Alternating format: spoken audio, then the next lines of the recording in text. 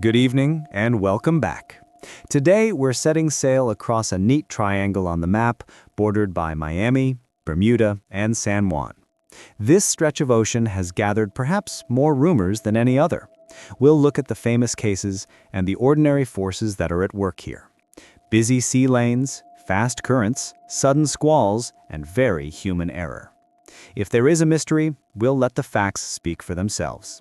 As always, I'd love to know where in the world you're listening from and what time it is for you. Whether you're settling in for sleep or just letting your mind wander, I'm glad you're here. Now, let's begin.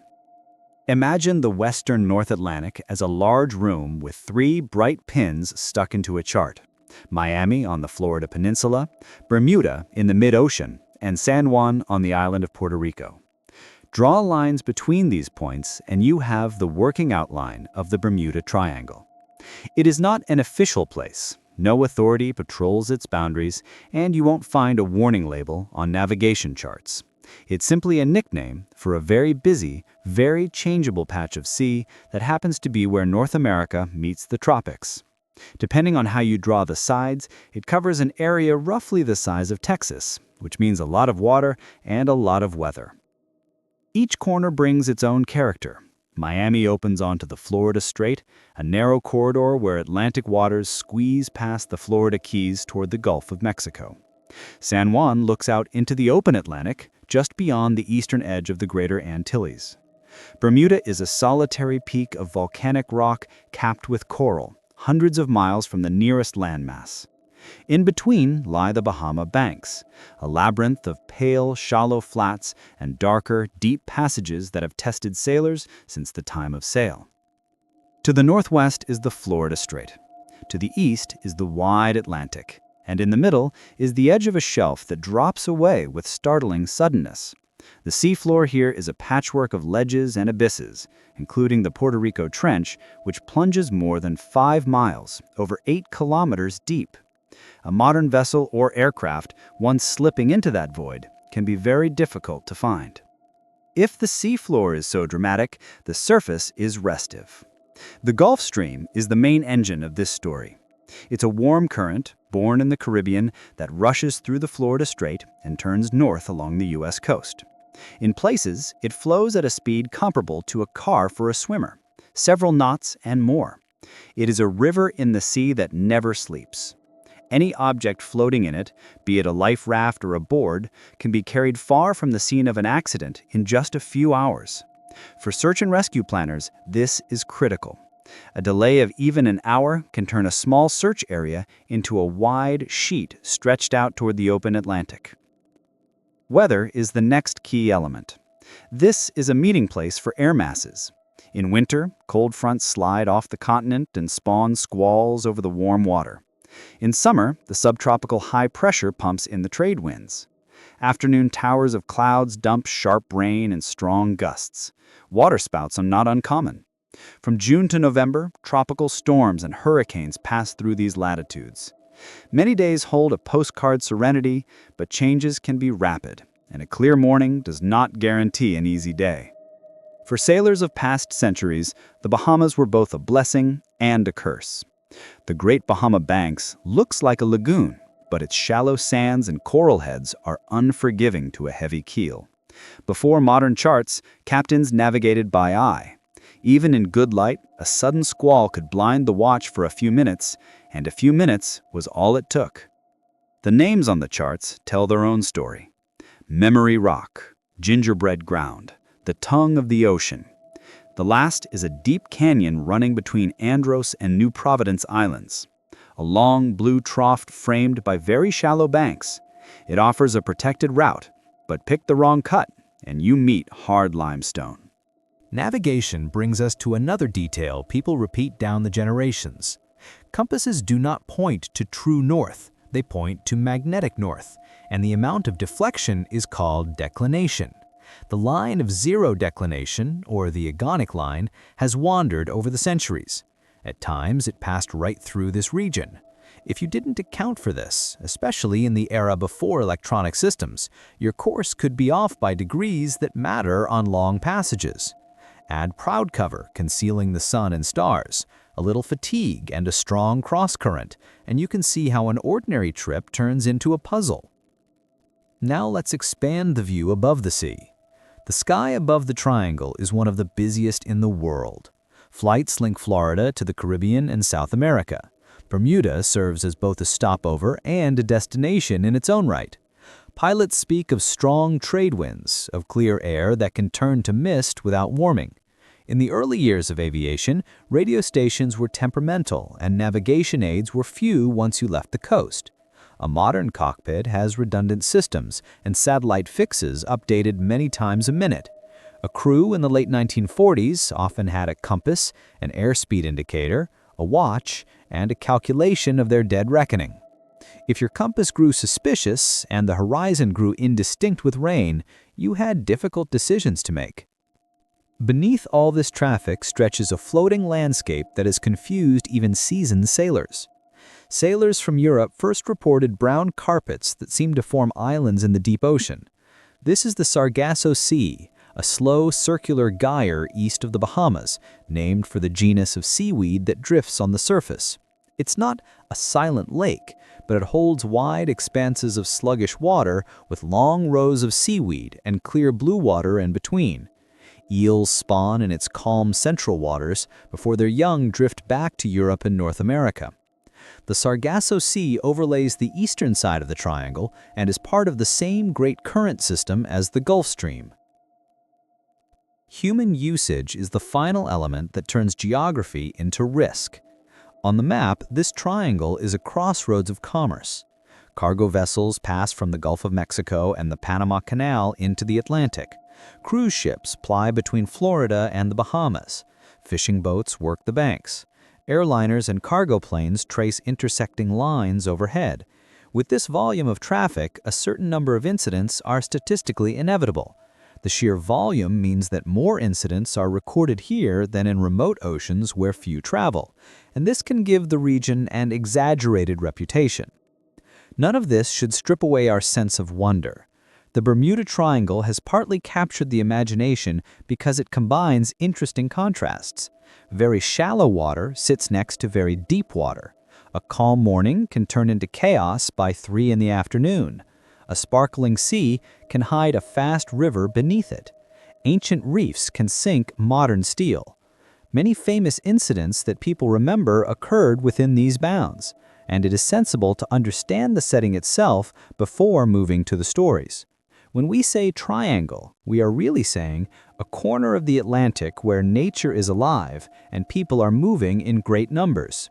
If you need numbers, you can approximate the boundaries between roughly 25 degrees and 40 degrees north latitude, and between roughly 55 and 85 degrees west longitude, you cover most common definitions.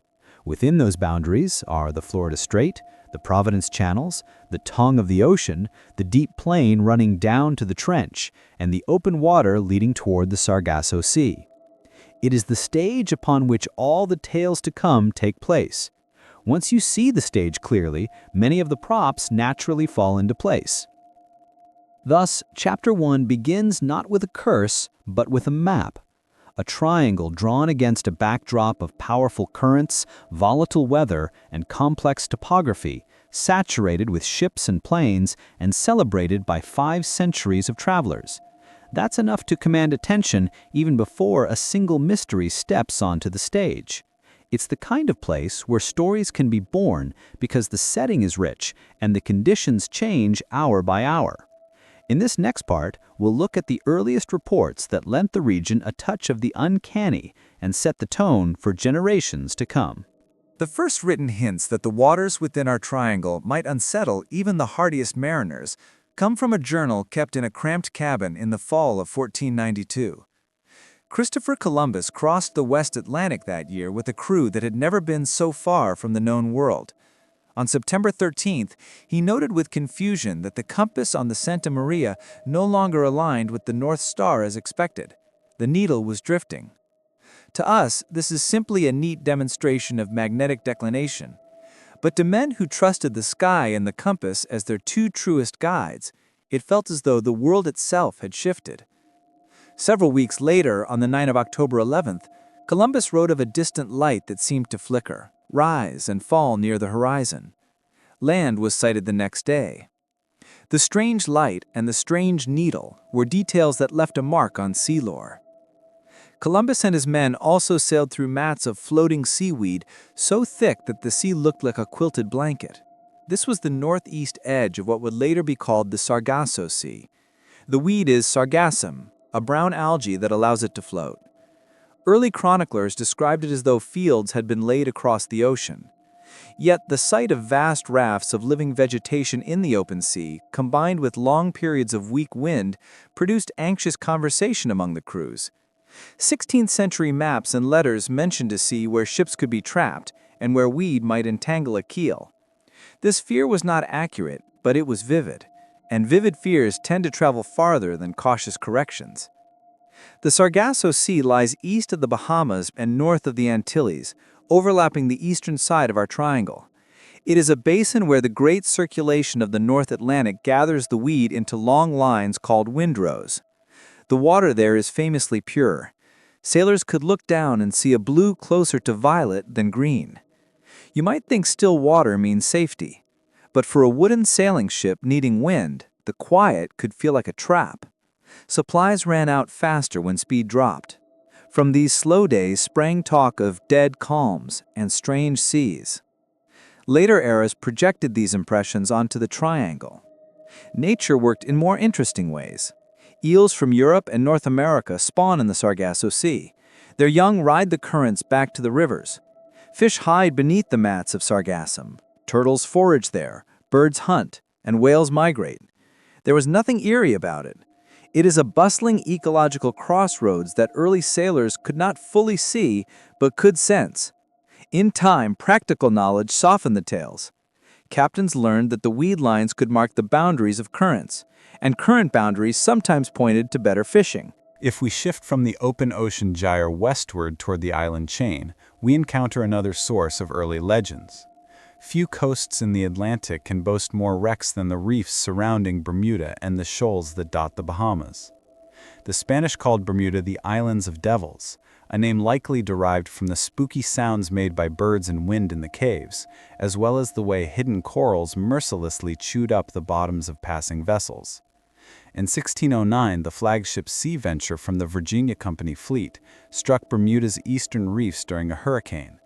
The 150 people aboard survived, wintered on the solitary land, and then built two smaller ships, the Deliverance and the Patience, to complete the voyage to Jamestown. Their story inspired Shakespeare's The Tempest and fixed in the English mind an image of Bermuda as a place where storms and reefs could both destroy and save. By the 18th century, New Providence in the Bahamas had become the unofficial capital of Atlantic piracy. The channels between the islands, with their complicated shoals and clear yet treacherous shallows, made ambush and escape practical for small, fast vessels. Names like Blackbeard and Calico Jack hold modern appeal, but for the merchants of the time, they were more than theatrical. Disappearances in this region during that period often had a perfectly human cause, though a vanished ship looks the same in a ledger whether it met a reef or a buccaneer. Later writers sometimes folded these losses into a single fog of mystery. The truth is a mosaic. Reefs, storms, and pirates each took their share. The Bahamas also had a long tradition of wrecking. The word sounds sinister, but much of it was legitimate salvage. Bahamians on islands like Abaco and Eleuthera watched for ships run aground after storms and sold what could be saved under rules set by the courts. Some undoubtedly succumbed to the temptation to light false beacons in bad weather. Most did not, because communities valued their reputation. Still, the stories of people luring ships to disaster traveled by word of mouth. Add these accounts to the already formidable list of reefs, and you begin to see why the region earned a reputation as a place that eats holes. Weather added its own splendor. Mariners spoke of St. Elmo's fire, a faint blue glow that appears on masts and spars during a thunderstorm. It was seen in the Mediterranean and the Indian Ocean. It was seen here too. It is a harmless effect of ionized air, but to a crew in a squall at night, it must have felt as though the sea and sky were alive with signals. They also saw the sea glow. Bioluminescent plankton bloomed throughout the tropical Atlantic, creating luminous trails in a ship's wake. A helmsman with a dark horizon and a glowing trail could be forgiven for thinking the ocean had a mood all its own. Navigational errors were commonplace and for good reason. Longitude was difficult to determine at sea until accurate marine chronometers became widely available in the late 18th century. John Harrison's invention solved the problem in principle, but it took decades before every working vessel had a reliable timekeeper. Before that, most ships relied on dead reckoning and celestial fixes. Cloud cover could hide the sun and stars for days at a time. Currents like the Florida and Antilles could carry a vessel far off course, leaving no trace but a change in the wave pattern. The combination of inaccurate longitude, changeable currents, and frequent squalls created fertile ground for errors that later storytellers could recast as mysteries. The Sargasso Sea acquired its own set of tall tales as the age of sail progressed. Captains told of abandoned vessels drifting in the weed, with lines hanging loose and not a soul aboard. Some of these accounts are undoubtedly embellished. The idea that the Sargasso Sea held them trapped like flies in amber was more romantic than literal. The currents there do converge, but ships do not persist on the surface for months without being sighted, boarded, or sunk by the elements. The truth was more prosaic. A storm or a leak could force a crew into boats. The hull could then drift, and if a passing vessel found it weeks later, the empty deck told a simple and sad story. One story often woven into the Triangle legends is that of the Mary Celeste. She was found in 1872 under partial sail near the Azores, with her cargo intact and her crew missing. This happened thousands of miles from our triangle. But in the public mind, the Atlantic is a single stage, and a good ghost ship story is prone to borrowing. In the 19th century, newspapers loved vivid details. When 20th century writers compiled their anthologies of spooky episodes, they preferred goosebumps over footnotes. The result was the anthology effect. Incidents separated by centuries and oceans were placed into a neat cluster. The Sargasso Sea served as a ready backdrop, and the Triangle later provided a tidy frame. For the mariners who worked these waters every season, the legends carried lessons even when the details were wrong. A captain running from Nassau to Charleston learned to respect the Providence channels with their shifting sand and quick squalls. A sailor knew how a bright morning could turn into a white curtain of rain before lunch. These are not supernatural teachings. They are practical notes recorded in logbooks and in hard experience. The early chronicles, with their lights, compasses, and weeds, gave the region an atmosphere of strangeness. Subsequent working knowledge gave it form. There is another way the early accounts prepared the world for what came later. The western Atlantic is full of thresholds. Shallow water meets deep. Calm meets squall.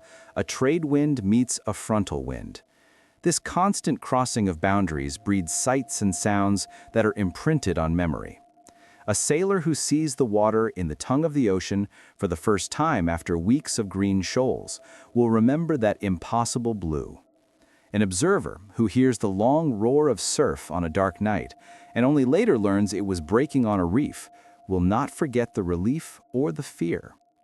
The human mind links such moments together, so that when modern losses occurred in the same broad space in later centuries, people were ready to see a pattern.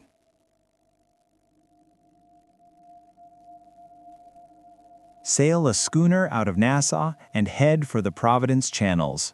You will run between lines of reef and shoal where the color of the water matters more than any marker. In good light, the banks gleam and the passages run dark blue. Later in the day, a squall can force you to strike sail in haste, and the sight you needed so badly turns gray. Farther north, the Florida current pushes the shelf, and overnight it can carry a small ship miles from its intended course. A captain who holds a steady compass course and fails to allow for the current writes his own surprise for the morning. Many 19th century losses later turned up as wreckage on the Bahamian side, though the last known course should have placed them nearer Florida. The current wrote the final chapter, and then carried the pages away. Record-keeping was irregular. Lloyd's of London and the big East Coast ports kept excellent lists of arrivals and losses, But smaller islands in Cuban harbors did not always share the passion for neat paperwork. A brig departs Havana and promises to call at Charleston. If it disappears, you might, 6 weeks later, find a short note that a mast was washed up on Abaco. And that is all. The lack of detail is a poor foundation for a great theory, but later compilers read it as a signal. When you gather such notices for a century and place them on a single small map, you create a dense cluster that looks like intention, even if each point had its own separate reason. Hurricanes in the early records explain more than most legends allow. Storms that form off Africa and grow across the Atlantic love warm water. And the Bahamas, the Florida Strait, and the waters east of Puerto Rico are warm for long months. 19th century storm tracks show many cyclones passing through our triangle. Without satellites, a ship learned of a cyclone when the barometer dropped sharply and the wind turned strange, or when the swell began to speak of distant trouble. A few hours of poor decisions in a storm will send even a stout hull to a bad place. Many disappearance reports dated within days of named storms that are now part of the meteorological history. Mariners of the time did not see a mystery in this, they saw the ordinary danger of their trade. There is also the human habit of grouping unrelated things. Wrecks on the coral ring of Bermuda belong to that island's long story. Ships that vanished south of the Crooked Island Passage belong to the Antilles. Vessels that left Havana and failed to make Key West often perished in the Straits. Later it became convenient for writers to draw a single set of boundaries and call it all a special place. People who sailed here would have described smaller districts of risk and wisdom. The Providence channels obey their own rules. The tongue of the ocean has its own weather. Legend loves a single label. A sailor loves a specific note that reads, "Avoid this pass on a north wind." It is worth spending a moment on the plain language of the period. When a ship was missing, the most common phrase used was "lost with all hands," short, final. No cause was given unless wreckage or survivors provided one. The public learned to read those 3 words with a lump in the throat and a shrug. The ocean takes. That was the lesson. What the idea of the Bermuda Triangle did much later was take a significant number of such notices from this corner of the Atlantic and present them as a single second lesson. Perhaps there was a pattern. Perhaps there was something in the water or the sky that deserved a name. The 19th century itself, read plainly, is more modest. It shows fleets passing safely year after year. And it shows a minority of losses that occurred where reefs were plentiful and storms were quick. Ghost ships did exist, and this region would see its share. Most had direct causes. A fire that forced a crew to abandon, a leak that overcame the pumps, a sickness that left too few men to manage the sails. Currents that brought an empty hull into shipping lanes where it was found. The surprise of finding a neat cabin and a clock still ticking makes for a fine paragraph. But salvaging a derelict was often a matter of business, not romance. Salvage law rewarded cool heads and swift action. You might ask what all of this proves. It proves that by the end of the century, people had already accumulated a small library of disappearances inside the lines we now call the Triangle. Some were government vessels with firm dates. Some were merchant ships with scant records. Some were tall tales that got into print and stuck there. Together they made the next stage easier. When the 20th century brought bigger ships, radio, and then airplanes, the habit of thinking about this region as a place where strange things happen was already formed. The stage was built. The audience was seated. The vanished vessels of the 19th century did not disappear into myth right away. They first went to their owners' ledgers, the grief of their families, and the quiet talk of sailors who understood the work. Only later did the collectors of curiosities pull them from their original context and hang them in a gallery with a suggestive name above the door. Knowing the original light helps us look at them honestly. If you want to see how a legend takes root, trace the paper trail of ships that left port with neat manifests and never returned. The most cited case from the early 20th century starts not inside the triangle, but just above it, on the shores guarding the North Carolina coast. In late January 1921, the 5-masted schooner Carroll A. Deering was sighted under full sail near Diamond Shoals. It looked strangely kept up for a distressed vessel. On January 31st, a Coast Guard crew reached it during low tide and boarded. The steering wheel was smashed, the binnacle protecting the compass was broken and empty, cooking utensils sat on the galley stove, and food was laid out as if people had left in haste. The ship's log, sextant, chronometer, and all small boats were gone. No crew ever surfaced. No message was found in a bottle or on a beach. Washington convened a formal inquiry and listened to theories that ranged from mutiny to rum runners to the simple cruelty of a storm, and then closed the case without a definitive answer. The Deering sat with its ribs in the sand for months, then was dynamited as a menace to navigation. The broken skeleton of the ship and the missing men became a story that everyone could shape to their liking. 4 years later, the steamer SS Cotopaxi left Charleston, bound for Havana with a cargo of coal and a crew that could have done the run blindfolded. On December 1, 1925, it radioed that it was taking on water in heavy seas and that the pumps couldn't keep up. After that, silence. The call placed it somewhere east of St. Augustine as a winter storm pushed up the coast. Searches in the following days found no survivors. A ship sinking in rough weather near the edge of the Gulf Stream leaves little behind, and the current finishes the job. For decades, the Cotopaxi lived in a kind of footnote world. Anyone writing about unexplained losses in the region could find a spot for a stout cargo vessel that called distress and then went silent. In recent years, a wreck off the coast of Florida was investigated by divers and scientists who matched its specifications to the Cotopaxi's plans. Their conclusion?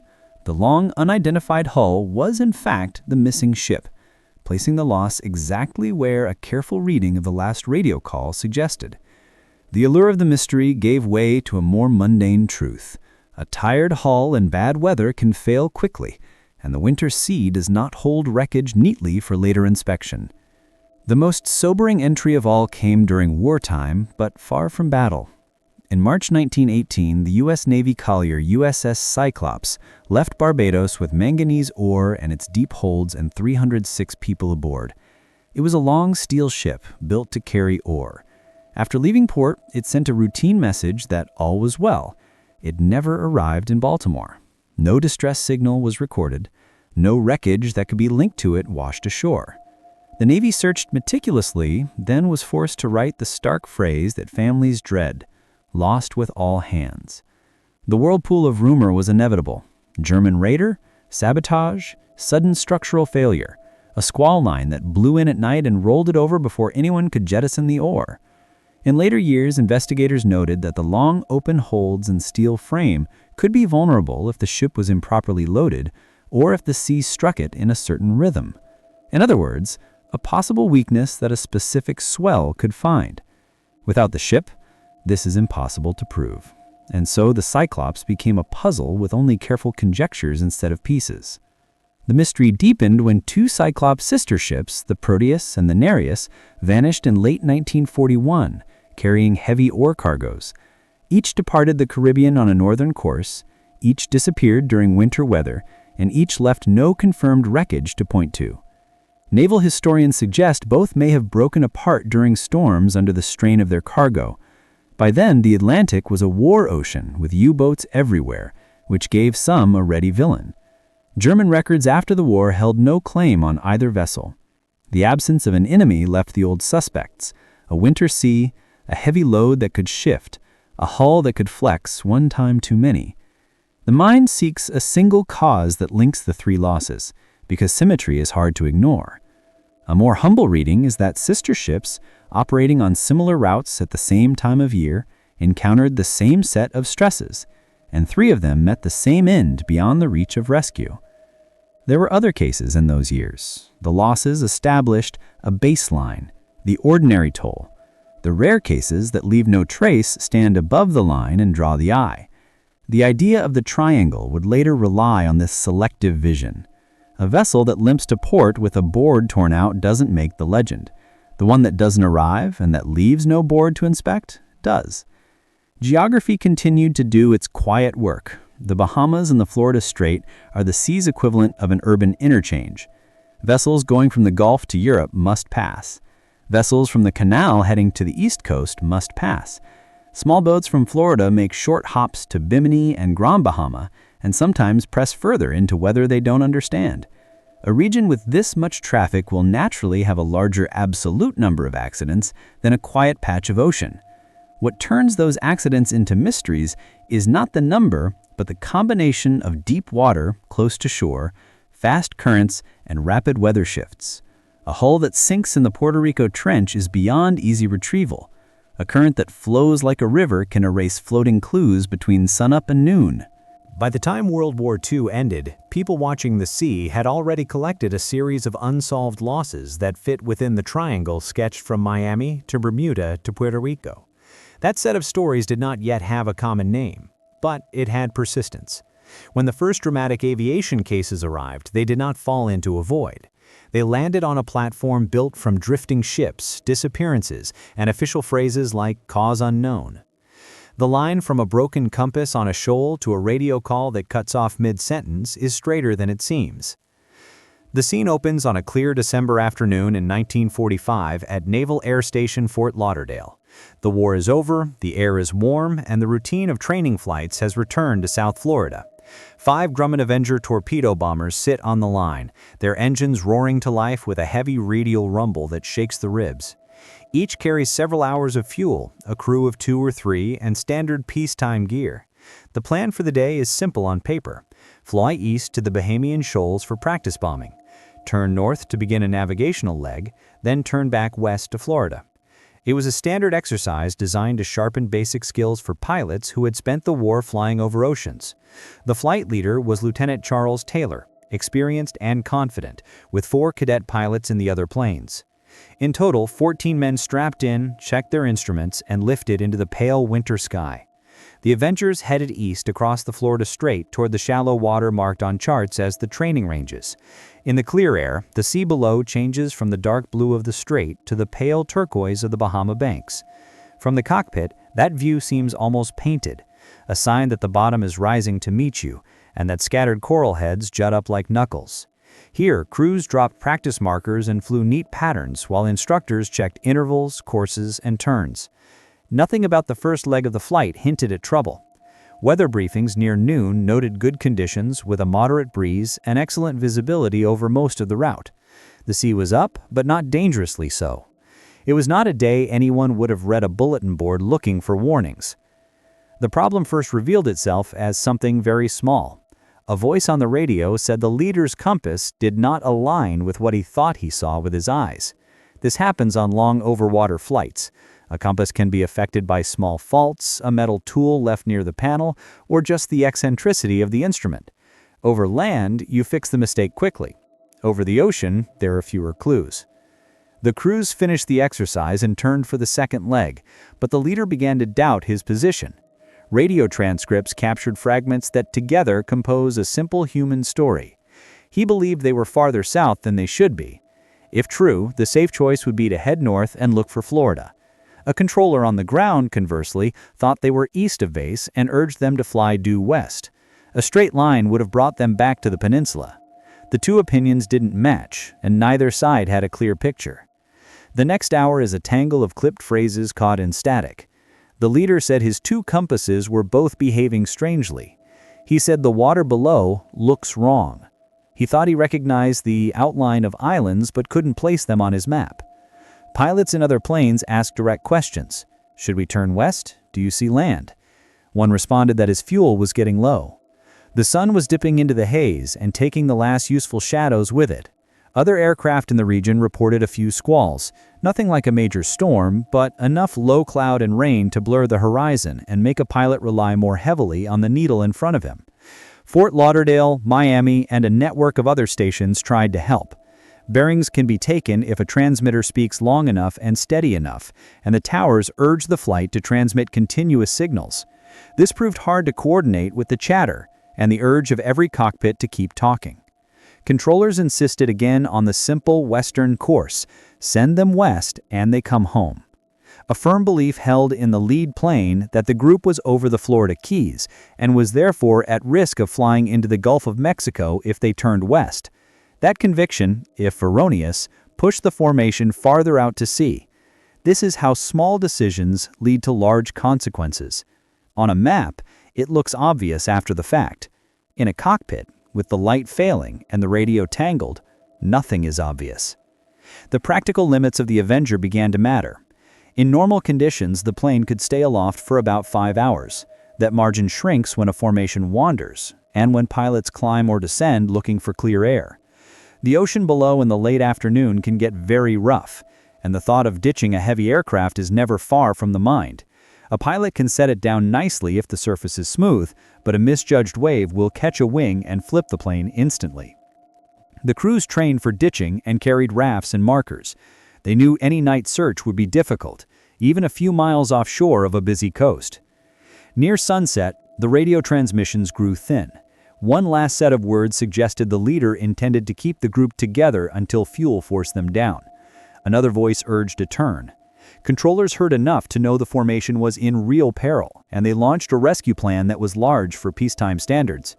A Martin Mariner flying boat left NAS Banana River with a 13-man crew, heavy with fuel and equipment. A plane built to fly far and find small points in a big water. A merchant vessel to the east reported a ball of fire shortly after the Mariner reached its patrol area. The report was consistent with a known weakness of that aircraft, which could accumulate fuel vapors in the hull and ignite if met with a spark. The rescue plane never returned and sent no clear distress signal. The search became a second mystery over the same water. What followed was one of the largest air and sea searches the region had ever seen outside of wartime. Navy destroyers and cutters swept grids that covered hundreds of thousands of square miles. Aircraft flew low and slow, spaced so tightly that crews strained their eyes. Merchant vessels, out of curiosity and sympathy, kept watch. Controllers recalculated the search areas hourly, based on currents and wind. The Gulf Stream cares nothing for human schedules. It carried any floating object north and east and smeared possible traces into a fan shape. The searches found no oil slick that could be linked to the Avengers, no empty raft, no cushion, no nameplate from a panel. The sea kept its secrets. When the Navy convened a board of inquiry, officers read the transcripts, interviewed controllers and pilots, and drew maps that now look heartbreakingly neat. They wrote what such boards often write when the records are scant: cause unknown. This was not a shrug. It was the only honest entry when the principal witnesses had vanished, and the ocean had provided no evidence. A few internal memos suggested that navigational errors likely compounded, that the leader was east of the Florida coast, not over Key West, and that the decision to avoid a turn to the west sealed their fate as fuel ran out. There was a tendency to load famous incidents with features they did not have. Flight 19 did not take off into a major storm. It did not fly into a known magnetic anomaly that spun needles like puppets on a string. The weather was good for most of the route, with isolated rain showers that deepened as dusk approached. Compasses can drift or jam or simply be misread when stress rises. This is not science fiction. It is the ordinary fragility of a device and the humans who trust it. If the formation did fly out into the open Atlantic, there was no land for the eye to catch, only strips of light and dark water. A few degrees of error over a few hours can turn a large map into an empty sea. There is also a tendency to assume modern search capabilities existed in 1945. They did not. Shore stations could take bearings, but radar coverage was limited. There were no satellite beacons in parachute packs. Radios were strong but susceptible to weather. Training groups often used procedures that worked well for routine flights and were less useful when things began to break down. All of these small truths lean toward the outcome the Board of Inquiry recorded. The human cost is the part that gives the case its enduring appeal. 14 airmen in the Avengers and 13 in the flying boat went to work that morning and did not come home. Fellow pilots absorbed the lessons the loss implied. Check bearings in quiet voices. Stick to a simple cardinal direction when doubt creeps in. Do not let a formation wander too long when fuel is low. The case entered the oral tradition on Florida bases as a practical cautionary tale long before it entered the popular press as a mystery. In time, Flight 19 became the center of a larger story about the region. It's easy to see why. The pieces fit together more neatly than a writer could have contrived. An experienced leader, a clear beginning, confusion over the radio, the disappearance of an entire formation, the loss of a rescue plane in the attempt, a massive search with no results. A simple triangle on a map gives that chain a frame. Look beyond the frame, and the details point to a place where navigation is often fine until it suddenly is not fine, where squalls can blur horizons at exactly the wrong moment, and where currents erase evidence with brutal efficiency. None of this exhausts the curiosity about the case. It explains why it still commands attention. In an age that prides itself on radar and tracking, there is something unnerving about a set of planes that vanish without wreckage being found. What Flight 19 gave the public conversation was a focal point. It taught people to affix an idea to a patch of ocean. It gave the late 20th century a cautionary tale about overconfidence in instruments and how easily groups replicate a leader's mistake when time is short. It also handed the legend makers a perfect chapter opening. When later authors grouped many different incidents under one name, this was the case they placed at the beginning because it reads like a parable about the sea's indifference to clocks and intentions. For our purposes, Flight 19 marks the beginning of the aviation era in the Triangle story. The ships lost before created a background hum. The loss of 5 aircraft on a clear day raised the volume so everyone could hear. What happened next solidified the legend's shape for decades. When the last search plane returned to base with no find, the story of Flight 19 moved from the water to the rooms with boards and coffee pots. Officers tacked maps to the wall and drew lines that began neatly and then fanned out across the western Atlantic. Each new line reflected a guess about the wind, the fuel consumption, and the Gulf Stream's pull. It was diligent, and it was humbling.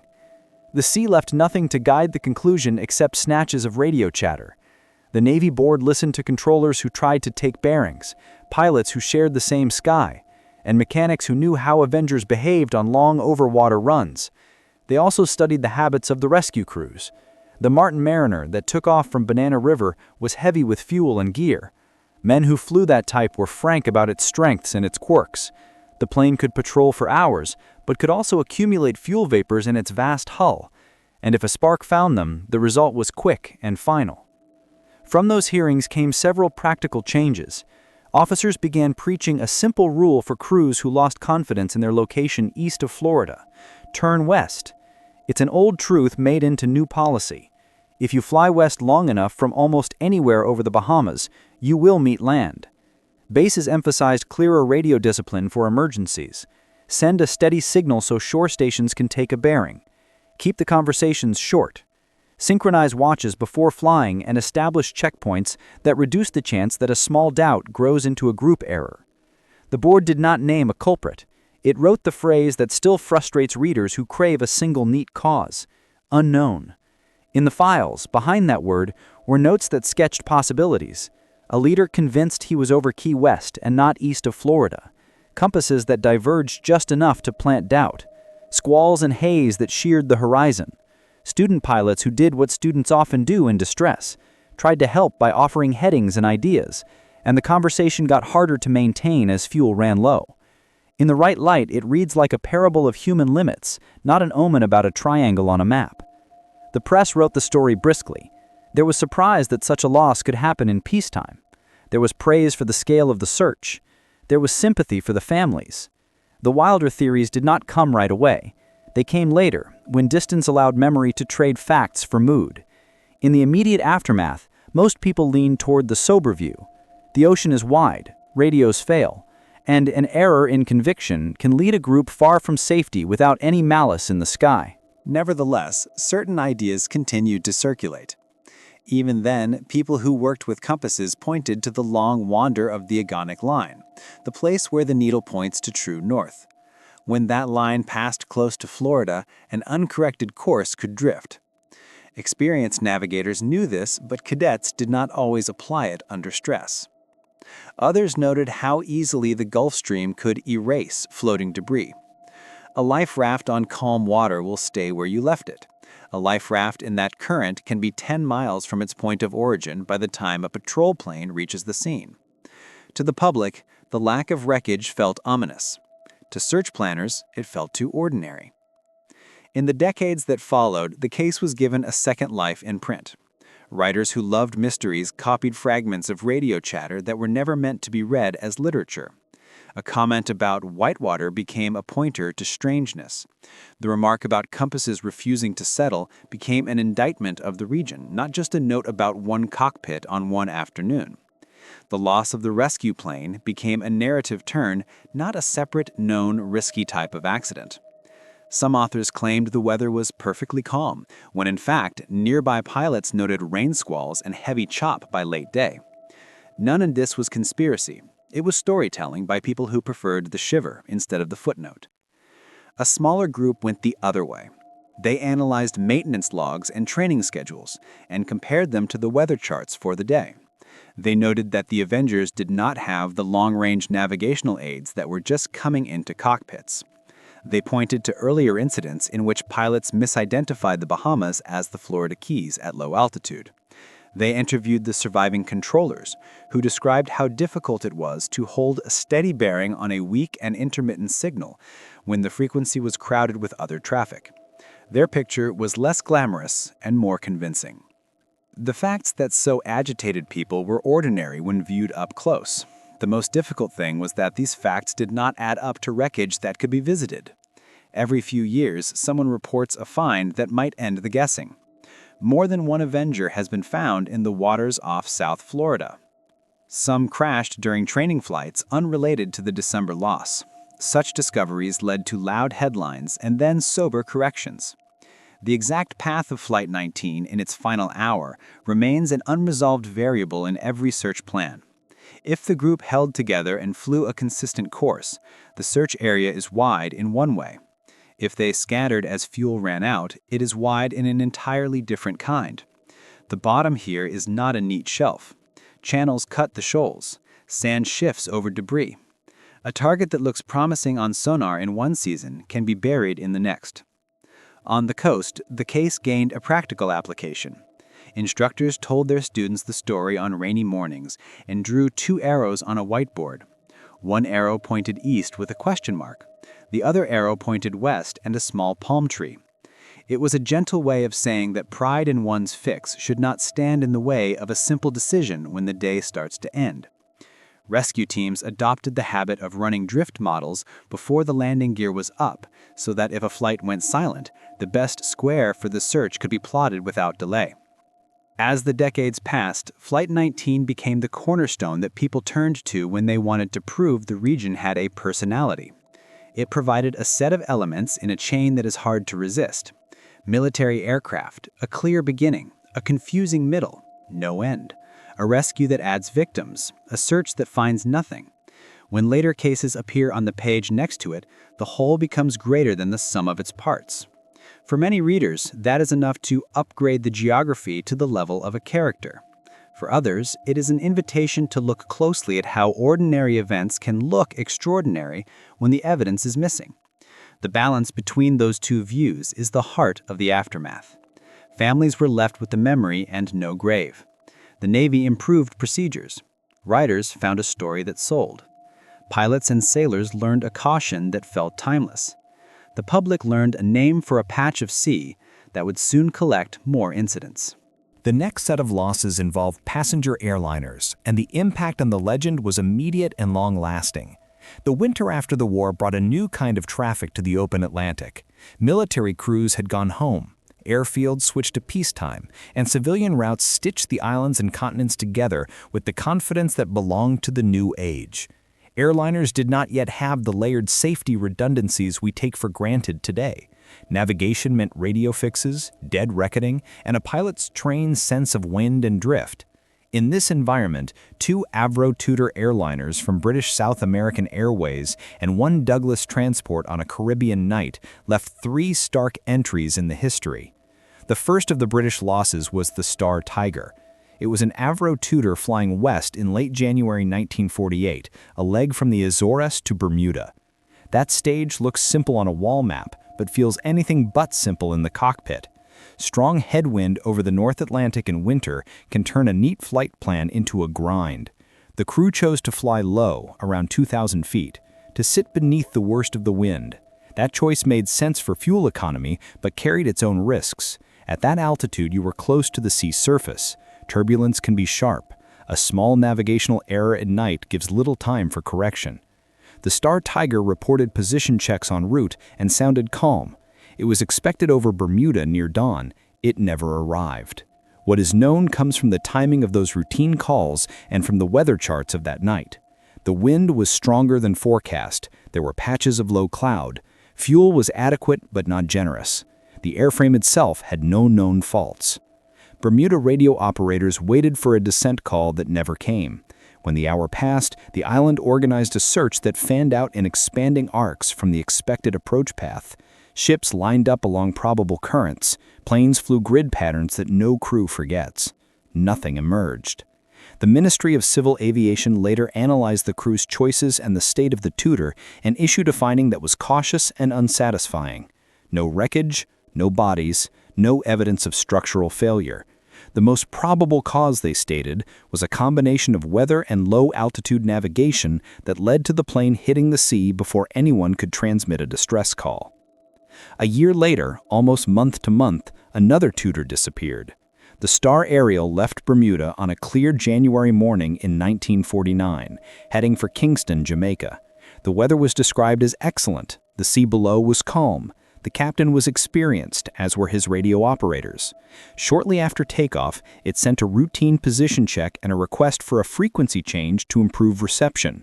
After that, there was silence. Again, searches fanned out from the line on the map, and again the ocean authored not a single clue. The human dimension of the Star Ariel is the part that lingers. A clear morning. The islands vanish, and the long blue road begins. A confident crew going about a routine job. Passengers settled in with books.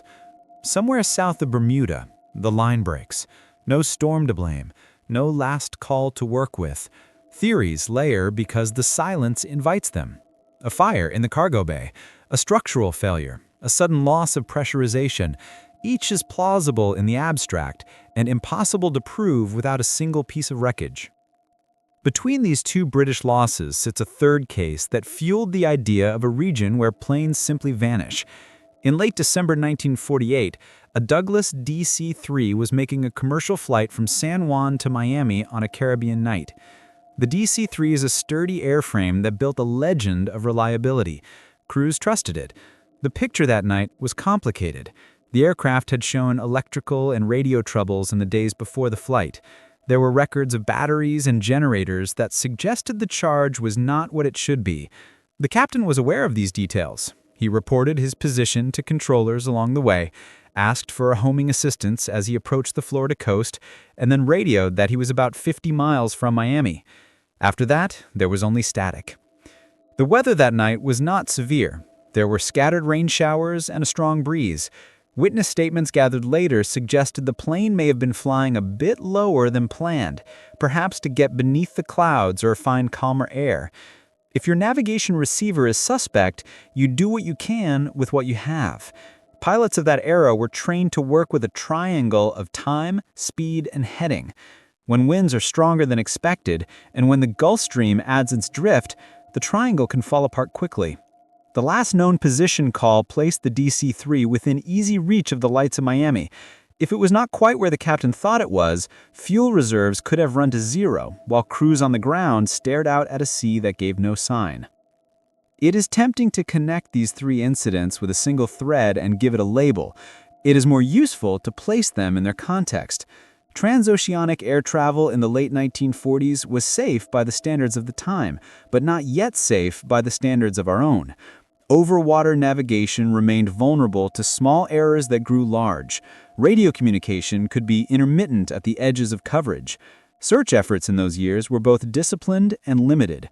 The flying boats of Bermuda could fly far, but their crews were looking with human eyes at a sea that reflects the sun by day and absorbs the light by night. Oil slicks vanish. A white raft against whitecaps is a difficult ask from the air. The ocean between the Bahamas and Bermuda fronts some of the deepest water in the Atlantic. The Puerto Rico Trench lies to the south. The Blake Trough is off the Florida shelf. A heavy object that reaches those depths offers few second chances. Without floating debris, a bearing line, and a last time cannot guarantee a find without the mercy of chance. While the public tried to make sense of the losses, writers were gathering the details into stories that felt like riddles. They noted the strange combination of night and day losses. They made much of the missing radio calls of the star Ariel. They pointed to the DC-3 pilot, reporting proximity to the coast and then vanishing. Sometimes they omitted the part about the known electrical problems and bad batteries because it spoiled the mystery. Sometimes they embellished the weather forecasts to perfection, while nearby logs reported showers and thin clouds. The result was a picture that felt more sinister than the original files allowed. Official reports are more dispassionate. For the Star Tiger, the hypothesis is that the plane was flying low in conditions that made accurate navigation difficult, and fuel and fatigue cut the margin of safety to zero. For the Star Ariel, the best that could be offered was the conjecture that a sudden failure, perhaps in communication or a vital system, left the crew no time to signal before the plane struck the water. The report on the DC-3 stressed the known electrical problems, questions about the state of the batteries, and the likelihood that wind had moved the plane off course while fuel calculations failed to keep pace. These events changed habits. Airlines tightened radio procedures when changing frequencies over water. Bermuda improved its relay practices with planes transitioning from one band to another. Maintenance standards rose as companies realized that a small, nagging fault on the ground could be a critical failure over the open sea. Navigational aids were upgraded and multiplied. For the regional legend, the effect was immediate. These were no longer military training flights, but fare-paying passengers in peacetime. These were crews with names in the papers and families in England and the Caribbean waiting for telegrams. The phrase, "vanished without a trace," appeared more than once in a year. That is a phrase that does not rest quietly in the mind. It conjures a picture in which the sea itself has an appetite.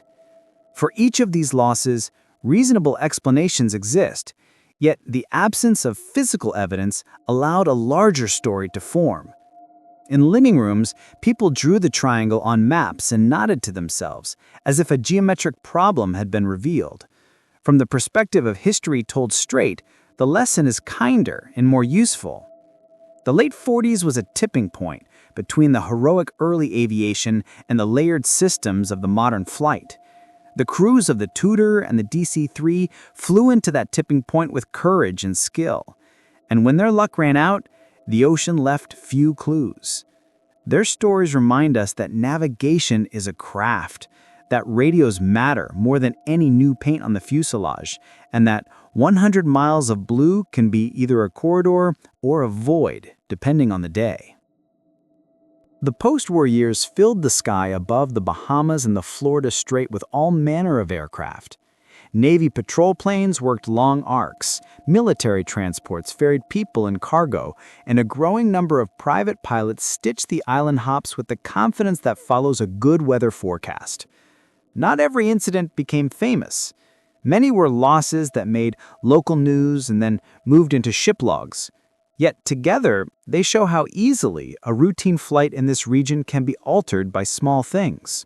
Let's take the large military transports that crossed these waters in the late 1940s.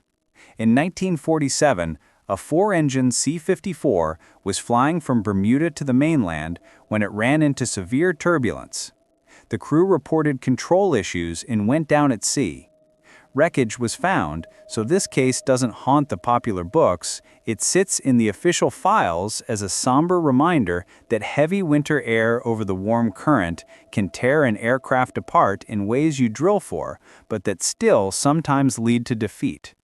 It's important that not every loss or near loss here is a mystery.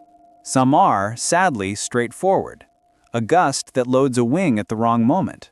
A descent started a minute too late. There is another lesson in the disappearance of a C-119 flying boxcar transport in 1965. The twin-boom transport left Florida, headed for Grand Turk in good repair. Radio contact placed it north of the Crooked and Acklands island chain in the Bahamas. Then, silence. Days later, wreckage from a cargo pallet and a few marked parts washed up on Bahamian beaches. No survivors were found. The weather that day included scattered storms.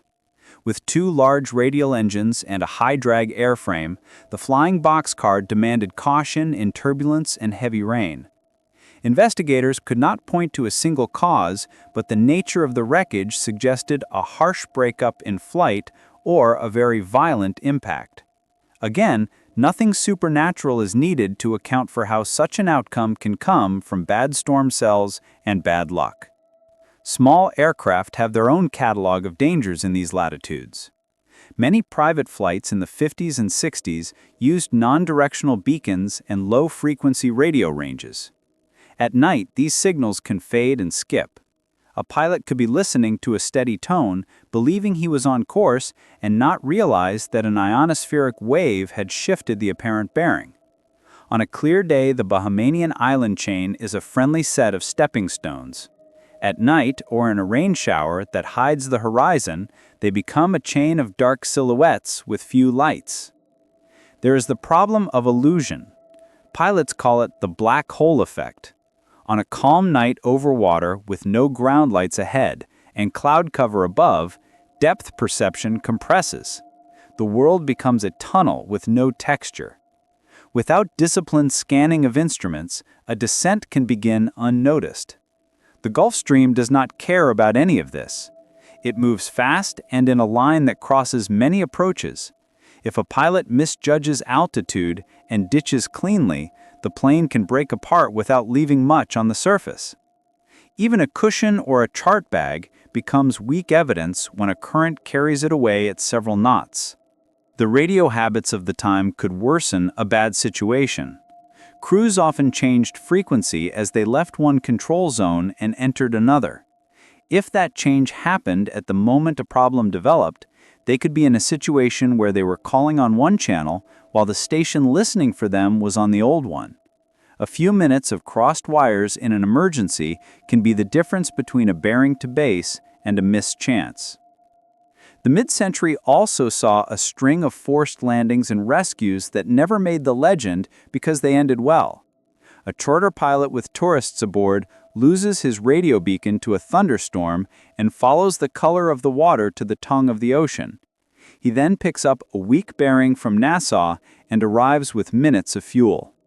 No one writes books about those days, but the same currents, the same cloud lines, and the same magnetic quirks were present. The behavior of instruments lent many difficult situations their character.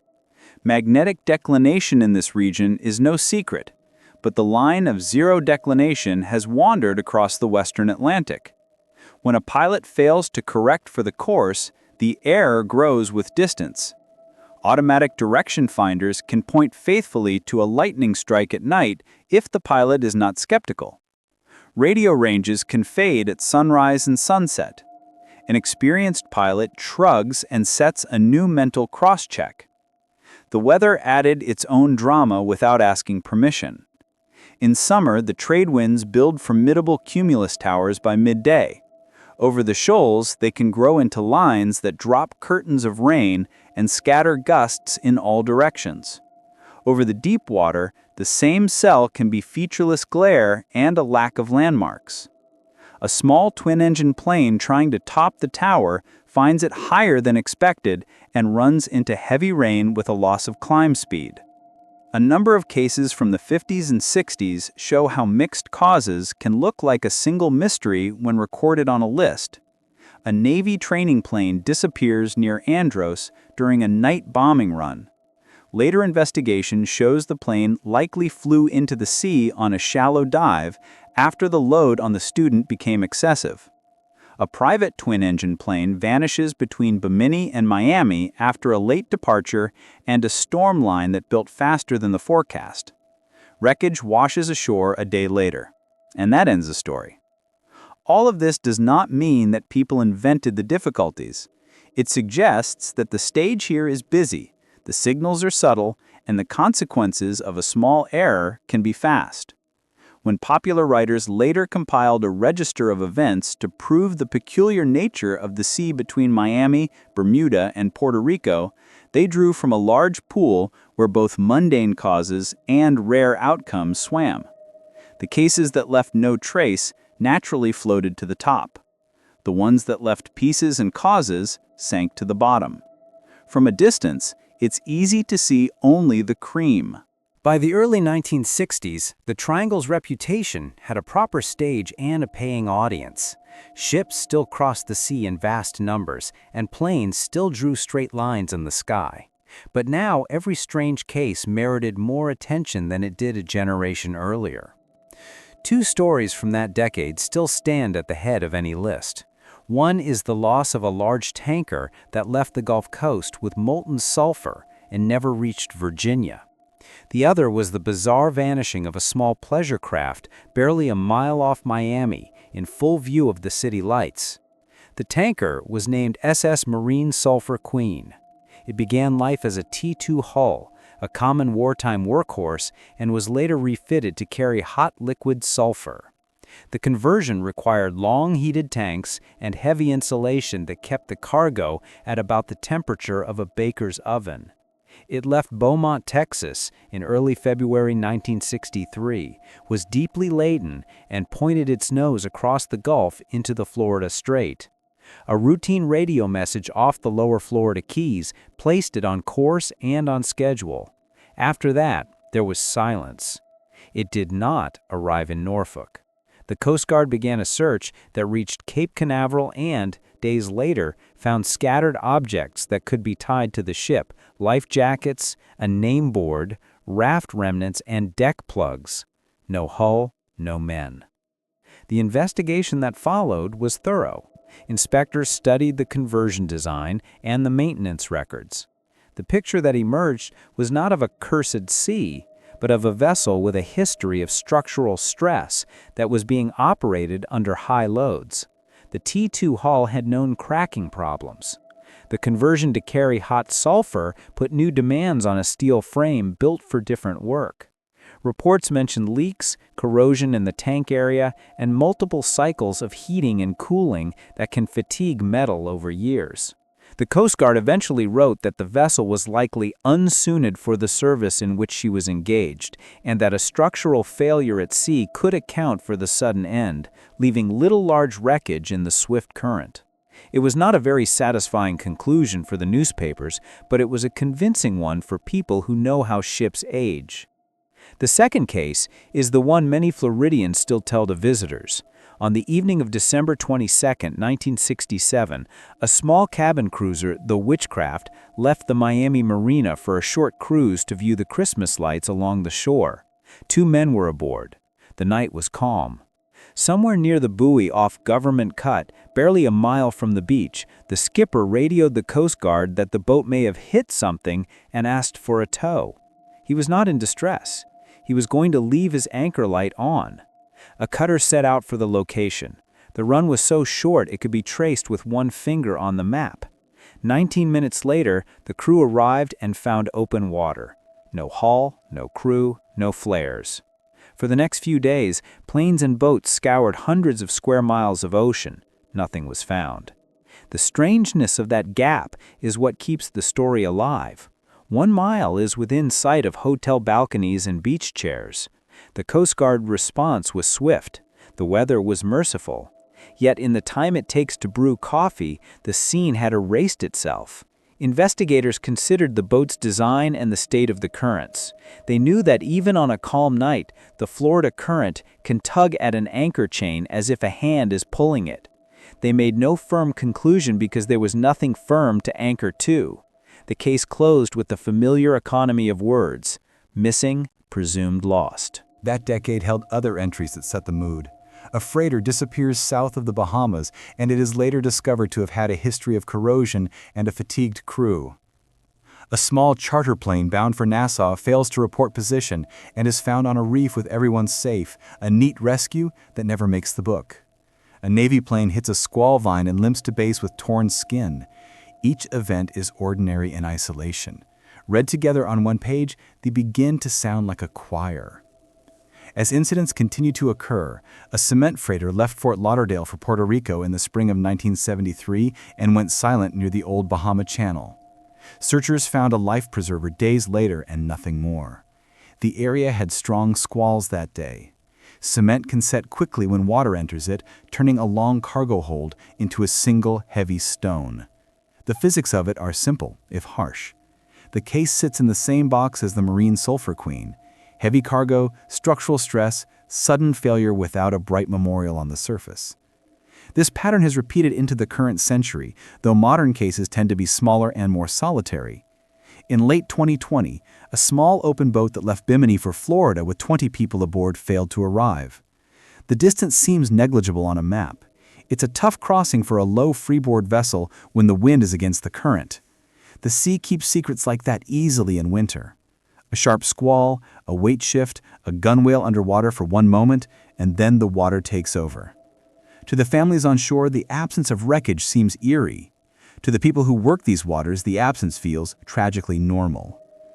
What makes the marine sulfur queen and Witchcraft enduring is not that they can't be explained. It is that the explanations require us to accept how easily seawater can end a story without leaving anything for later visitors to point to. We love puzzles that leave a strand of hair or a glove. This region often offers nothing. When an inquiry has to end with cautious possibilities rather than a firm cause, a space opens that folklore rushes to fill. Talk of strange fogs, compasses that spin, and lights that hover over the waves enters that space. The records in the archives say something less theatrical. They say that heavy ships can break, that small boats can go wrong suddenly, and that even a fast reaction from shore can arrive to find a clean horizon. By the time the Triangle gained its reputation, a calmer question began to circulate in the offices that keep statistics. Is this region actually more dangerous than other busy corners of the ocean? The agencies that track accidents said no. The Coast Guard noted that the area between Miami, Bermuda, and Puerto Rico carries heavy traffic by sea and by air, and that the absolute number of incidents rises where the number of voyages rises. Lloyd's and other insurers did not charge special rates for the region. NOAA officials answered letters with the same calm phrase: "There is no evidence of an unusual cluster when adjusted for traffic density." This perspective may not make headlines, but it is the baseline from which every good explanation begins. Geography plays its quiet role. Look at a bathymetric map, and the whole story sharpens. The Florida shelf ends in a sheer drop. Beyond that escarpment, the bottom runs out into the Blake Basin. To the south, the Puerto Rico Trench plunges over 5 miles. The Bahamas are surrounded by shallow carbonate banks that abruptly drop into the tongue of the ocean and other deep passes. A small aircraft that reaches that deep water will not be found without a concerted search and a measure of luck. A freighter that breaks apart where the current is strong will leave a thin trace. None of this is mysterious. It is the sober physics of a steep underwater landscape. Currents shape the outcome above that landscape. The Gulf Stream is the true engine. It is fast like a river and runs day and night. On its western edge near Florida, it can sweep floating debris far from the scene of an accident before a patrol plane can take off. When a report says no wreckage was found, it does not prove that wreckage never existed. It often means it was carried out of range before the first search line was flown. Weather provides the rest of the context. The region is beneath the hurricane track for half the year. In winter, cold fronts are pushed over the warm water and can cause sharp squalls.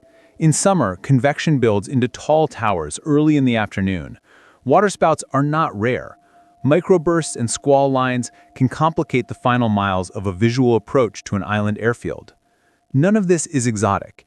It is just active weather in a meeting place for air masses.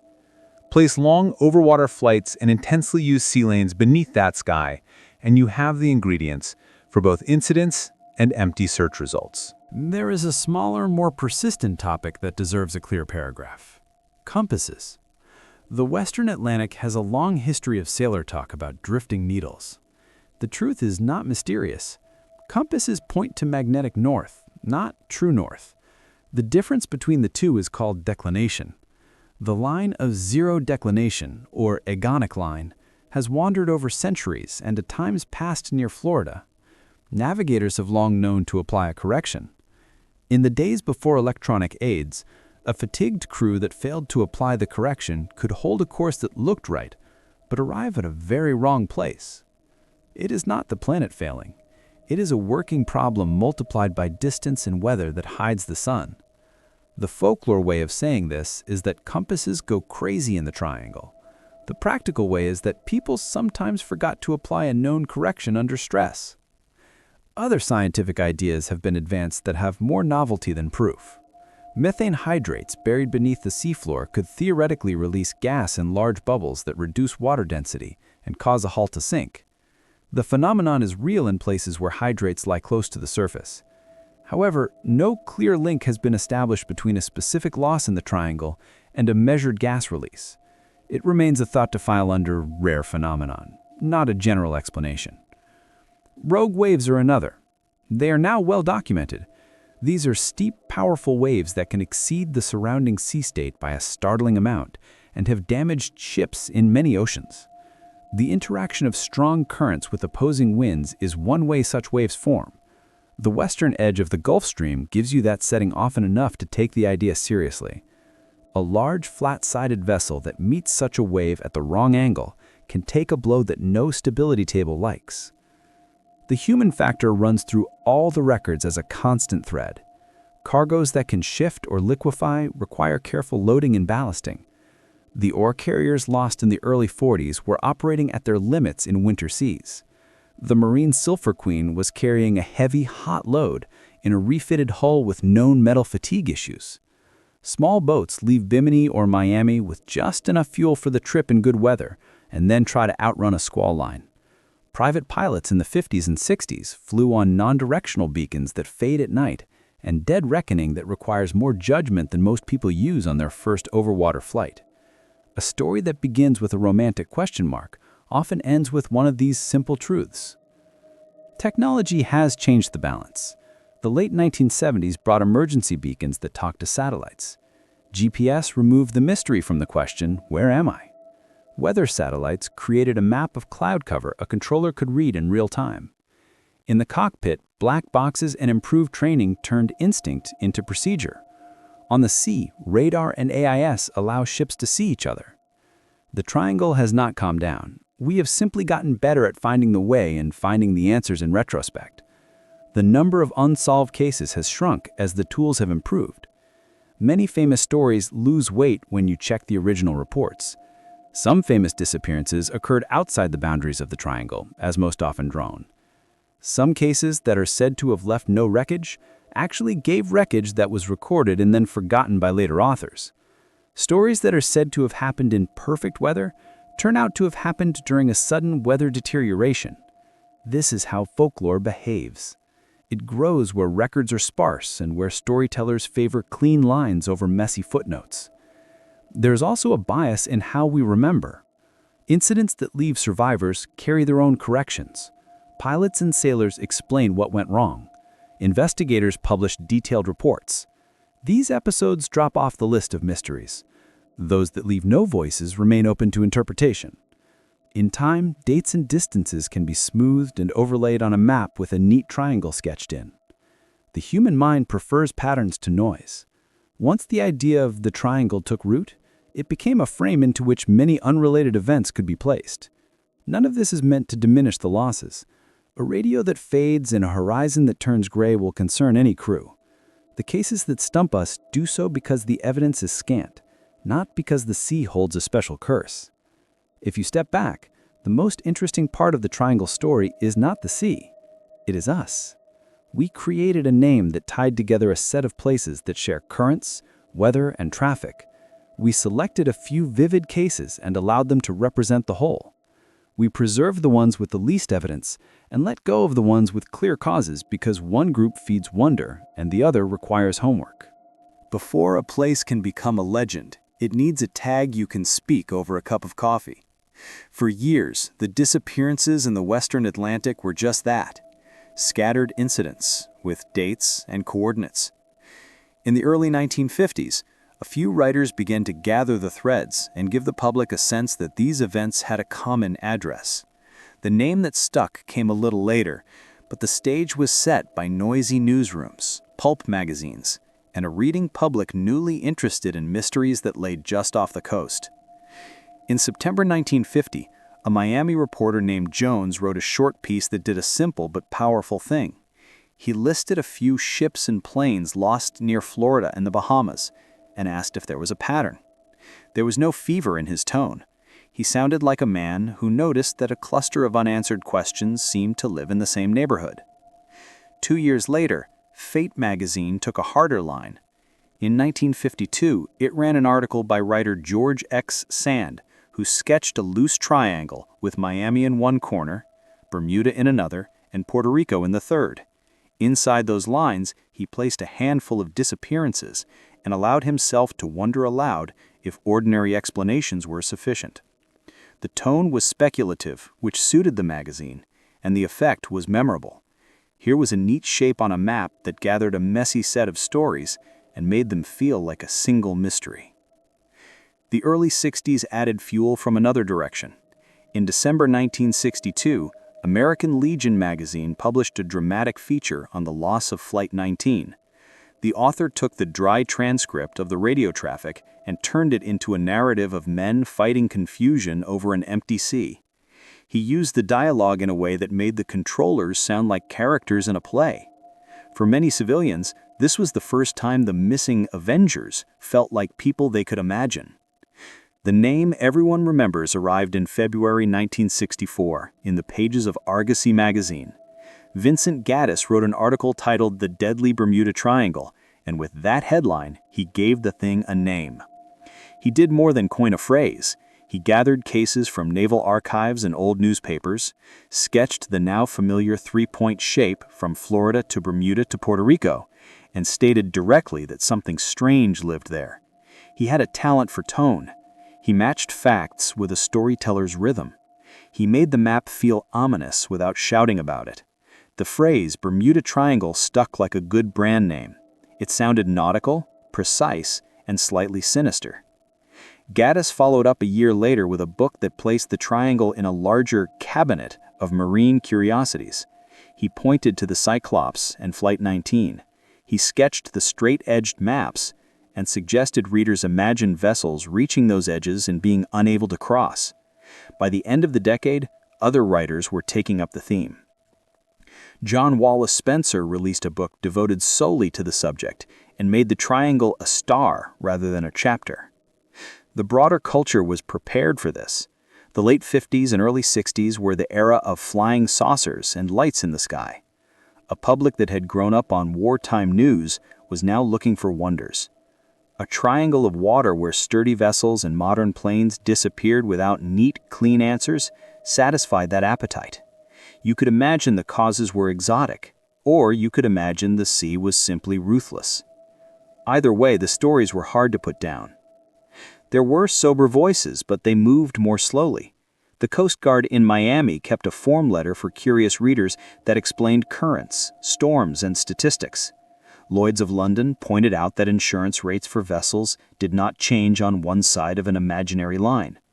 A few magazine writers challenged the more spectral claims and reminded readers that busy sea lanes always produce a steady number of accidents that look like a cluster when you draw a small frame around them.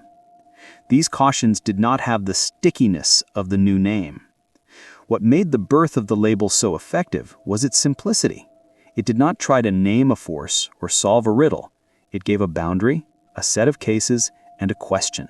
That was enough. Once the phrase entered the language, it worked like a magnet on old clippings and family stories. People began to remember the cousin who was on a freighter lost south of the Bahamas, or the pilot who said his compass once wandered near Bimini, and these memories gathered under the new name. The 1970s would turn the neat phrase into a global bestseller and a television standard. In 1974, Charles Berlitz published a book with a simple title and a dramatic promise, The Bermuda Triangle. He collected the old naval losses and the recent aviation disappearances, stitched them together with vivid transitions, and advanced possibilities that ranged from magnetic anomalies to visitors from elsewhere. It read easily, sounded authoritative, and sold millions. Berlitz wrote in a tone that swept the reader forward. He cited log entries, fragments of radio chatter, and then paused to ask, "What if?" He did not claim proof. He offered a mood. Other authors saw the market and rushed in. Richard Weiner released The Devil's Triangle and followed it up with a documentary. Ivan Sanderson promoted the idea that the Earth held a dozen problem zones he called vile vortexes. Each book repeated the strongest stories and added a few more. Newspaper features echoed them. Hollywood joined in with complete sincerity. A TV movie called Beyond the Bermuda Triangle aired in the mid-decade. The movie Airport 77 sent a jumbo jet into the sea near Bermuda. All of it proved nothing, but all of it was sticky. You didn't have to see them all. You only had to see one to make you look out the window the next time your flight crossed open water. The craze reached living rooms and quieter paths. Leonard Nimoy hosted an In Search Of episode that explored the triangle with a straight face. He stood before a map and asked calm questions over ominous music.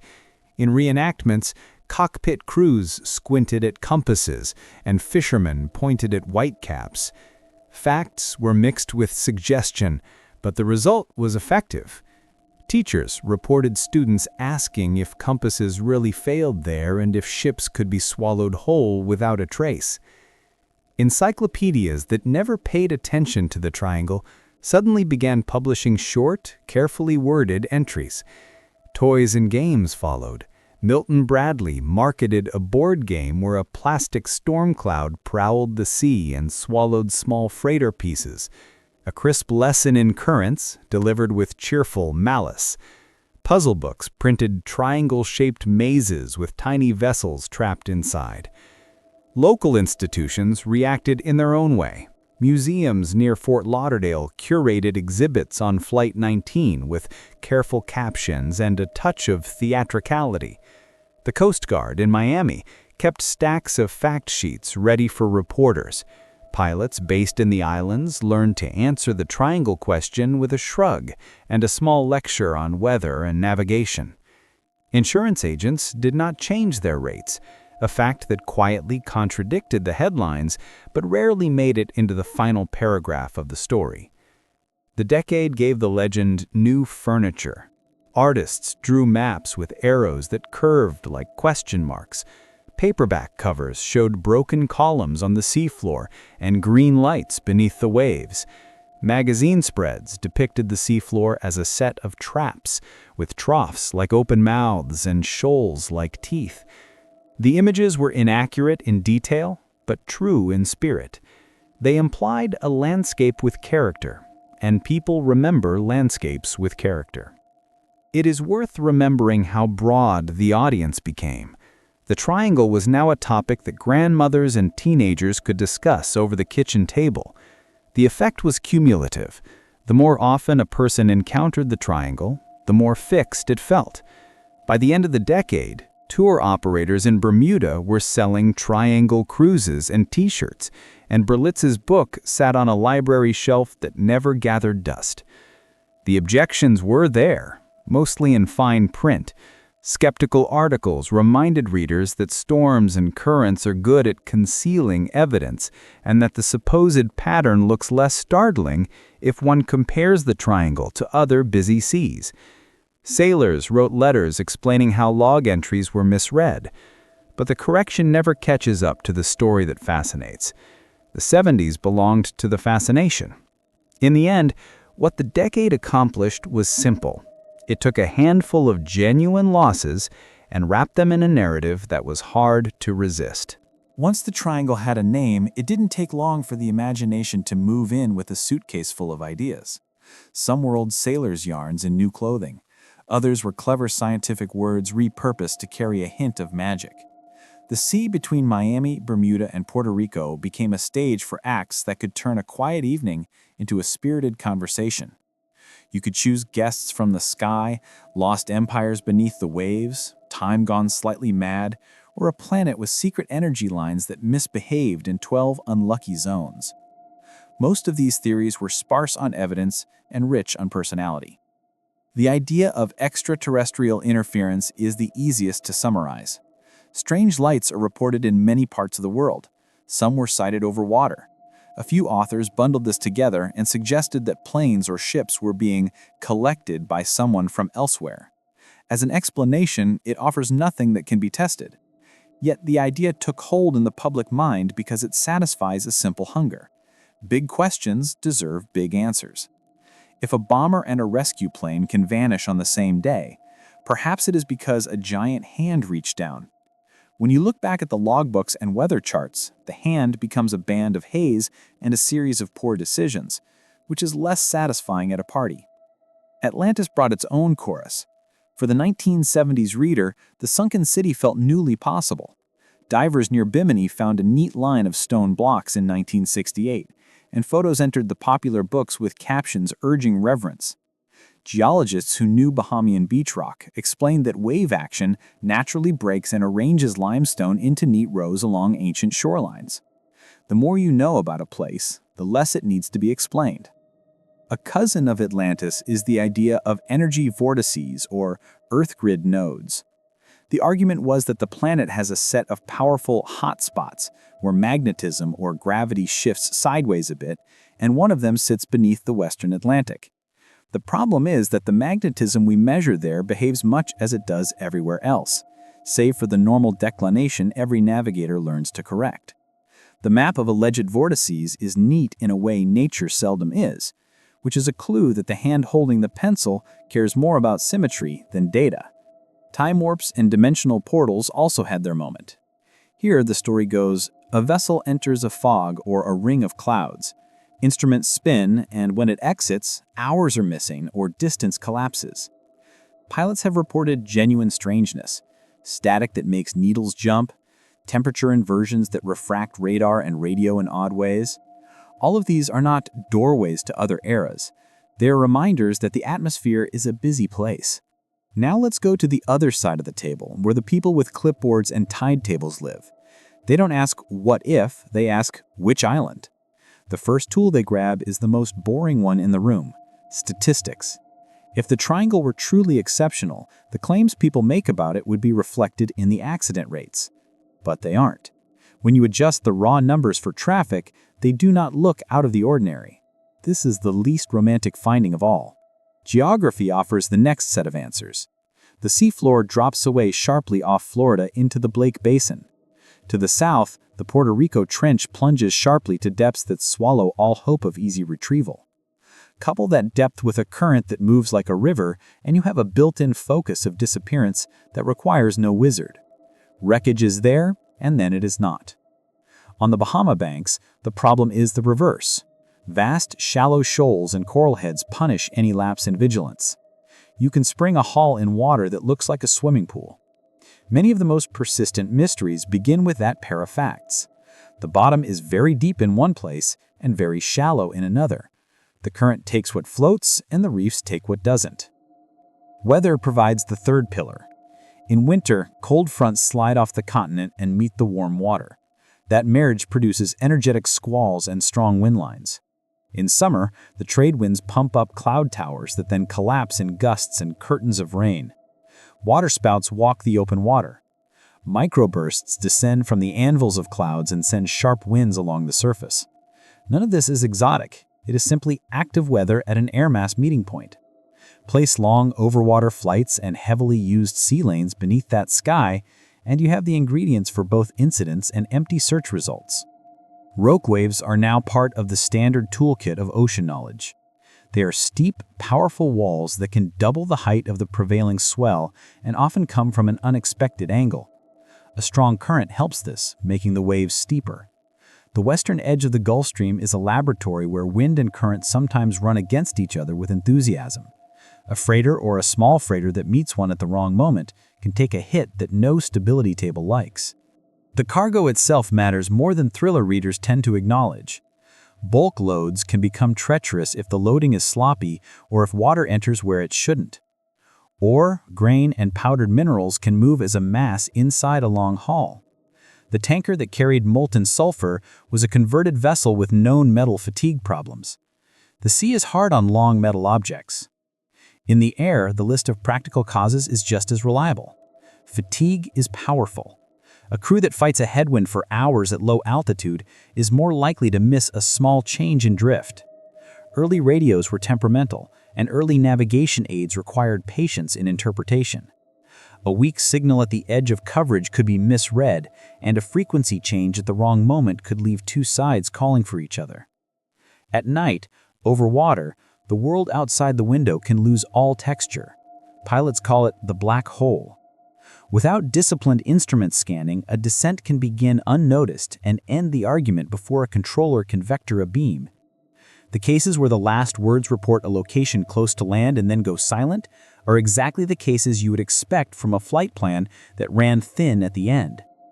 If you read the files that stand behind the headlines, you get a consistent lesson. The region is busy. The weather is active. The bottom is deep. The current is strong. The instruments were once imperfect. People sometimes made mistakes. When all those truths align in a single unlucky hour, you can get an empty file and a headline that reads, "Vanished without a trace." The old story about the compasses deserves its own paragraph because it confused readers for generations. A magnetic compass points to magnetic north, which is not true north, and that difference is called declination. The line where that difference is zero is called the agonic line. It wanders. When it runs through a region, you can hold your compass and your map and feel a pleasing agreement. When it doesn't, you must apply a correction, which navigators have done for centuries. In the days when the agonic line lay near Florida, a careless pilot or mariner could feel a confirmation when he should have been cautious. In the days when it didn't, a tired crew that forgot to apply the correction carried a small error for hours until the coastline was nowhere near where it should be. There is no madness in the needle. There is only a patient rule about magnetism and our very human habit of skipping steps when the sky is busy. Some modern ideas are more intriguing than their bookshelf brethren. Methane hydrates do exist in some deposits along the continental margins. When disturbed, they can release bubbles that reduce water density and cause a hull to lose buoyancy. Lab work shows the effect is real. The in situ evidence linking a specific loss in the Western Atlantic to a measured gas release is thin. It remains in the file marked possible but not necessary. Conversely, our ability to find wreckage has completely changed the conversation. Side-scan sonar, multi-beam mapping, and small robotic vehicles have pulled the curtain back on sections of the seafloor that were blank for generations. Wreckage used as examples in early triangle books has been identified in ordinary locations and ascribed to ordinary causes.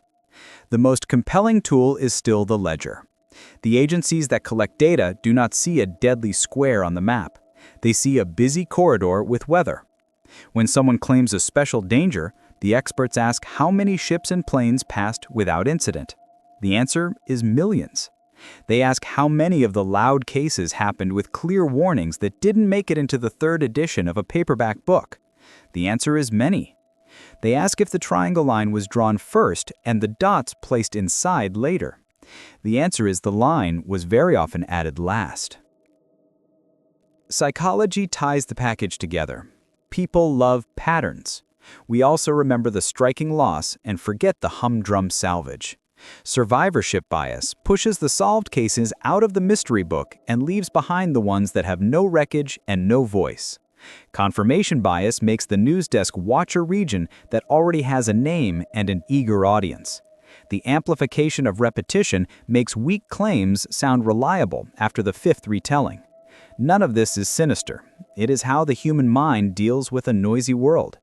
The triangle story is less about a patch of water and more about how we organize and cherish uncertainty. The true forces at work in the Western Atlantic have power and beauty. The Gulf Stream moves heat across the hemisphere. Hurricanes spin from clouds and write their spiral on the sea. Coral banks grow cities of living stone. Mariners look at the color of the water and read 100 quiet signs. Pilots learn the smell of dense summer air. There is wonder enough in that without time tunnels and hidden batteries beneath the waves. The final takeaway is simple. The triangle accumulated a host of theories because a handful of losses left no traces. The strongest of these theories are the ones that begin with a map and a weather chart. They point to depth, current, wind, cargo, maintenance, instruments, and judgment. When you combine them in an unlucky hour, the file sometimes ends without wreckage and with a family that never knows more than the date. This is tragic. It is not supernatural. The better we get at tracking, signaling, and searching, the smaller the mystery becomes. What remains is a compelling story about how we meet a difficult sea and how we explain ourselves when the sea wins. The Bermuda Triangle became a household phrase not by chance.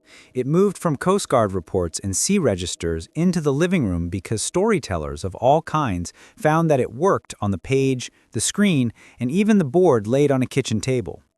Books led the parade. Charles Berlitz's 1970s bestseller put the triangle on every airport newsstand. The counterweight arrived almost immediately. Librarian Larry Kusch spent years digging into original sources and released a book that framed the triangle as a catalog of reporting errors, weather, and human frailty. The two volumes sat on the same shelves and gave the public a choice between wonder and paperwork. Television multiplied the reach. Documentary hours draped the triangle in brooding music. Leonard Nimoy's In Search Of presented the subject with stern calm and gave a generation the first moving pictures of the core cases. The story crossed into drama, too. You could watch a movie where a plane sinks in calm water and a brave rescue unfolds beneath the surface. Comedians joined in and turned the phrase into a gentle punchline. A lost sock was said to have gone to the Bermuda Triangle of the laundry. An office that devoured paperwork became the Bermuda Triangle of accounting. When an idea makes that jump into jokes, it ceases to be just a claim. It is a cultural tool. Children were introduced to the triangle through toys and maps. Milton Bradley marketed a board game where a wandering storm cloud removed ships from the board. Tourism found a tone that mixed theater with hospitality. In Bermuda, tour boats sketched short arcs out to the reef line, while guides told stories that began with history and ended with a wink. The triangle even shaped how video games and comic books imagined the ocean. Adventure games marked it on their maps as a zone where radios fail and missions go wrong. Put a red triangle on blue water, and you have a ready-made plot device. Over the years, the story became a steady rhythm of claims and counterclaims. The Coast Guard and NOAA published accessible notes that answered the most common questions. They explained the Gulf Stream and the sharp drop of the continental shelf. They pointed to the long records that showed no higher rate of loss than other busy seas. The most interesting shift is how the triangle moved into classrooms as an example of how myths grow. Professors teaching media studies use it to show how a label can gather disparate events and make them look like a pattern. In science classes, it serves as an exercise in reading original sources. In psychology, it anchors discussions on confirmation bias. The same shape that once provoked talk of aliens is now teaching students how to argue based on evidence. It's a strange and joyful evolution. Through all of it, the place itself has not changed. Ships still depart and arrive, planes fly over at regular intervals. When a modern loss does occur inside the old lines, the story briefly returns to the front page. It is usually resolved with a cause that fits the ordinary state of things in the sea or sky. The legend breathes a little and settles down again. In the end, the Bermuda Triangle is less a mystery than a reminder. The currents run, the weather shifts, and people set out anyway, because they are pulled by work, hope, and curiosity. Some never return, and the sea keeps its silence, while searchers keep looking and the rest of us keep telling the story. Perhaps that is the enduring mystery, not a secret force, but how a busy corner of the ocean became a story we can't stop sharing.